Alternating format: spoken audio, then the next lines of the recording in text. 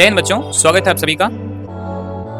आज हम class 10th के केमिस्ट्री का चैप्टर 1 जो है, चैप्टर 1 के बारे में डिस्कस करेंगे, जिसमें के 3 पार्ट हो चुके हैं। चौथा पार्ट आज आप लोग समझेंगे। चौथे पार्ट में कौन कौन सी हेडिंग है?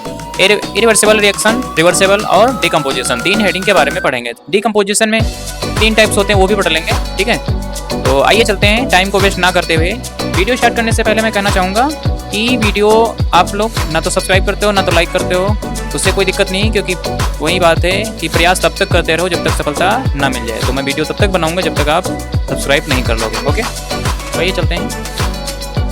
पहला क्वेश्चन हमारा अनुत्क्रमणीय अपक्रियाएं। देखिए, इसका नाम ही क्या है? अनुत्क्रमणीय अपक्रियाएं। तो आपको सबसे पहले देखना है कि जो भी अपक्रियाएं होती हैं उसमें ये जो साइन होता है, यदि वो साइन ये वाला जो साइन होता है अनुक्रमणीय का होता है, इसको इंग्लिश में क्या बोलते हैं? Irreversible reaction. अभी जो आपने थंबनेल में देखा था, ये कौन सी अपक्रियाएं होती हैं? तो वे रासायनिक अपक्रियाएं जो केवल एक ही दिशा में पूरी होती हैं। मतलब कहने का ये है, ये इधर से इधर को तो जा सकती हैं, ठीक है, ये वाली रिएक्शन इधर से तो चल सकती हैं, बट वापस नहीं जा सकती, वापस नहीं बन सकती, क्योंकि इसमें ये वाला एरो है।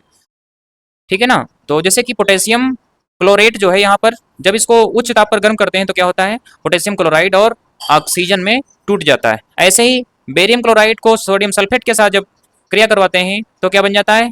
इसका बेरियम जो है उठ करके सल्फेट के साथ में क्या बना लेता है? बेरियम सल्फेट बना लेता है। और इसका क्लोरीन और ये सोडियम तो बन जाता है सोडियम क्लोराइड। ये Na इसके आगे 2 लगा था, यहाँ पर 2 लगा नहीं सकते, ना तो Cl में लगा सकते हैं। जब यहाँ पर 2 लगा देंगे तो ये दोनों के हो जाएंगे, मतलब Na भी 2 हो जाएंगे और Cl भी हमारे 2 हो जाएंगे। ठीक है, तो ये हमारी अपक्रिया जो है संतुलित भी है और अनुत्क्रमणीय का उदाहरण भी हम कह सकते हैं। ठीक है ना। तो अपक्रिया आप लोग को समझ में आ गई होगी। दोबारा से देख लेते हैं एक बार। देखो, ऐसी रासायनिक अपक्रियाएं या वे रासायनिक अपक्रियाएं जो केवल एक ही दिशा में पूरी होती हैं, उनको उल्टा नहीं किया जा सकता, वापस नहीं भेजा जा सकता। ठीक है ना, उन्हें क्या कहते हैं? अनुत्क्रमणीय अपक्रिया कहते हैं। ये पेपर में आती है, ध्यान रखना, समझ लो नहीं तो पछताओगे। ठीक है, तो चलते हैं अपनी नेक्स्ट हेडिंग पे।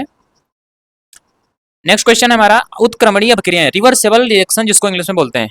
कौन सी रिएक्शन ये होती हैं? तो वे अपक्रियाएं जो आगे और पीछे दोनों दिशाओं में हो सकती हैं। आगे मतलब इधर को भी हो जाएंगी, और ये वाली रिएक्शन इधर फिर उच्च ताप पर जब इसको गर्म करेंगे तो क्या हो जाएगा?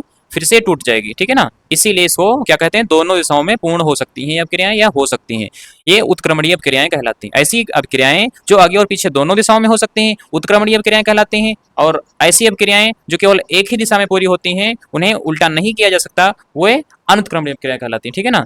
तो उत्क्रमणीय में आपने ये तो समझ लिया। उत्क्रमणीय का साइन ध्यान रखना, ये होता है।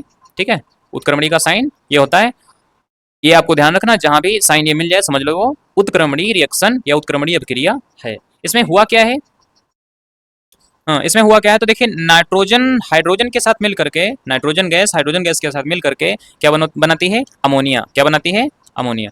देखो, इसका नाम आप लोग लिखते रहना, नहीं तो कुछ नहीं समझ पाओगे। जितनी बार नाम लिखोगे उतना ही ठीक रहेगा, क्योंकि मैथ में क्वेश्चन आप जितने सॉल्व करते हो उतना ही आपके लिए क्या होता है? बेहतर होता है, बेटर होता है ना। वैसे ही यहाँ पर भी। तो ये क्या है? अमोनिया है, और ये नाइट्रोजन गैस है। ये क्या है? नाइट्रोजन। इस पे पेन चेंज कर लेते हैं थोड़ा सा। ये कौन सी है? नाइट्रोजन। नाइट्रोजन। ठीक है, तो ये नाइट्रोजन हो गई, और जो ये है तो ये क्या है? हाइड्रोजन। ठीक, ये इसके नाम हो गए। यदि इसको हम अमोनिया को उच्च ताप पर गर्म करें तो ये फिर से क्या हो जाएगा? नाइट्रोजन और हाइड्रोजन में टूट जाएगा। ठीक है, तो ये वाला नोट कर लेना आप लोग, क्योंकि केवल वीडियो को देख लेना ही आप लोग को समझ में बिल्कुल नहीं आ सकता। आप इसको लिखोगे भी, राइट भी करोगे, या स्क्रीनशॉट कर लो। आज फोटो भी नहीं दिख रहा है, तो आप लोगों को पूरा पूरा वीडियो दिख रहा होगा, तो आई होप आप लोग ज़्यादा बेहतर समझ रहे होंगे। लाइट नहीं है इसलिए वीडियो जो है वो नहीं दिखा रहे, अपना कम ही चल पाएगा। बाकी ये चार्ज था तो हमने कहा वीडियो पहुँचाना अब तक जरूरी है। इसको जो है अमोनिया संश्लेषण भी कहते हैं। ये जो रिएक्शन है ना, ये जो यहाँ पर हो रहा है, क्या अमोनिया का संश्लेषण हो रहा है, हैबर प्रोसेस कहते हैं इसको। ठीक है, नोट पॉइंट में यहाँ बताया गया नाइट्रोजन और हाइड्रोजन से अमोनिया बनता है, लेकिन उच्च तापमान पर जब अमोनिया को पुनः नाइट्रोजन और मतलब टूट सकता है। इसको जब गर्म करेंगे उच्च ताप पर तो नाइट्रोजन और हाइड्रोजन में टूट जाएगा। दूसरा उदाहरण है इसका कैल्शियम कार्बोनेट का अपघटन। मतलब अपघटन का मतलब होता है टूटना। कैसे टूटता है कैल्शियम कार्बोनेट? तो देखिए, ये उत्क्रमणीय का साइन हो गया, कैल्शियम ऑक्साइड और कार्बन डाइऑक्साइड में टूट जाता है। इसको बता रहा है यहाँ पे नोट पॉइंट में, गर्म करने पर किसको? कैल्शियम कार्बोनेट को गर्म करने पर ये टूट करके कैल्शियम ऑक्साइड और कार्बन डाइऑक्साइड में बनाता है। लेकिन ठंडा करने पर इसको अगर हम ठंडा कर दें कैल्शियम ऑक्साइड और कार्बन डाइऑक्साइड को, तो क्या होता है? पुनः कैल्शियम कार्बोनेट बन जाता है। क्या बन जाता है, कैल्शियम कार्बोनेट। ये नाम आप लोग लिख लेना यहाँ से, ठीक है। तो आई होप आप लोगों को ये क्वेश्चन समझ में आया होगा। नेक्स्ट क्वेश्चन पे चलते हैं। अपघटन अपक्रियाएं क्या होती हैं? अपघटन अपक्रियाएं, तो इसको इंग्लिश में बोलते हैं डीकम्पोजिशन रिएक्शन। ये पेपर में कई बार आ चुकी है, ठीक है, ध्यान रखना। डीकम्पोजिशन रिएक्शन क्या होती हैं? तो वे अनुत्क्रमणीय अपक्रिया, यानी कि इसमें जो भी उदाहरण है हमारा वो क्या है, इसमें अनुत्क्रमणीय का साइन लगा होगा, ठीक है ना। किसका साइन लगा है? अनुत्क्रमणीय का। वे अनुत्क्रमणीय अपक्रियाएं जिसमें कोई यौगिक है, जैसे कैल्शियम कार्बोनेट है, टूट करके दो या दो से अधिक अणुओं में टूट जाता है, यह विभाजित हो जाता है। तो देखिए यहाँ पर कैल्शियम ऑक्साइड और कार्बन डाइऑक्साइड में टूट गया है, दो अणुओं में विभाजित हो गया ना। ऐसी अपक्रियाओं को क्या कहते हैं? अपघटन अपक्रियाएं कहते हैं। यह अपक्रिया उष्मा, प्रकाश या विद्युत प्रवाह की उपस्थिति में हो सकती है। तीन चीजों की उपस्थिति में हो सकती है। तो उष्मीय अपघटन हम पहला वाला देखेंगे। इसमें क्या होता है, इसको इंग्लिश में बोलते हैं थर्मल डीकम्पोजिशन। थर्मल डीकम्पोजिशन क्या होता है या इससे आप क्या समझते हैं? तो जब किसी यौगिक को गर्म करने पर वह टूटकर नए पदार्थों में बदल जाता है। कहने का मतलब यह है कि उष्मा की उपस्थिति में जब गर्म करते हैं तब टूटता है, तो उसे उष्मीय अपघटन कहते हैं, ठीक है ना। यहाँ पर ये तो समझ चुके हो। नीचे लिखा है लेड नाइट्रेट। पेपर में ये सूत्र आता है कि लेड नाइट्रेट का सूत्र का मतलब चयन कीजिए, तो PbNO3 का होल ट्वाइस जो होता है वो होता है लेड नाइट्रेट, ठीक है। इसको जब गर्म करते हैं तो क्या होता है, लेड ऑक्साइड और नाइट्रोजन डाइऑक्साइड में, ये है लेड ऑक्साइड और ये है नाइट्रोजन डाइऑक्साइड, और ये ऑक्सीजन बनते हैं जब लेड नाइट्रेट को हम गर्म करते हैं। समझ आया ना। जब लेड नाइट्रेट को गर्म करते हैं तो लेड ऑक्साइड और नाइट्रोजन डाइऑक्साइड और ऑक्सीजन में टूट जाता है। उष्मीय अपघटन तो हमने देख लिया, बट प्रकाशीय अपघटन क्या होता है उसको भी देख लेते हैं, या विद्युत अपघटन पहले देख लेते हैं। 2 नंबर, विद्युत अपघटन को इलेक्ट्रोलिटिक डीकम्पोजिशन कहते हैं। जब किसी यौगिक को विद्युत प्रवाह से अपघटित किया जाता है या विद्युत प्रवाह के द्वारा तोड़ा जाता है तो उसे विद्युत अपघटन कहते हैं। जैसे जल को यहाँ पे जल विद्युत प्रवाह किया गया तो क्या हुआ, हाइड्रोजन और ऑक्सीजन में टूट गया, ठीक है ना।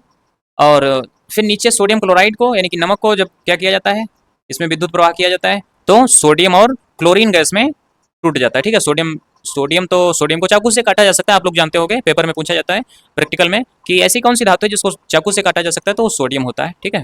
क्लोरीन गैस मुक्त हो जाती है, इसलिए ये वाला एरो लगा होता है। इस एरो का मतलब क्या होता है, क्लोरीन गैस मुक्त हो रही है, ठीक है ना। तो विद्युत अपघटन भी अपना कंप्लीट हो चुका है। अब कौन सा बचा है, प्रकाशीय अपघटन।